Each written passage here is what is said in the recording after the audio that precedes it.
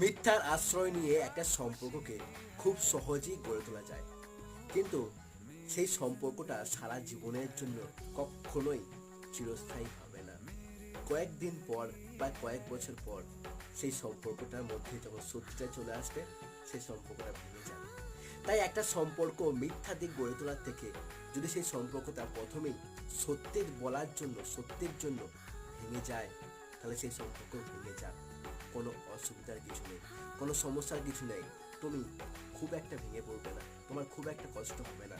কিন্তু যখন সম্পর্কটা তুমি মিথ্যা দিয়ে গড়ে তুলবে এবং একটা সময় যখন সম্পর্কটা অনেকটা দূর এগিয়ে যাবে, তখন তোমাদের সম্পর্কটা যদি ভেঙে যায়, তখন তুমি আর নিজেকে সামলাতে পারবে না।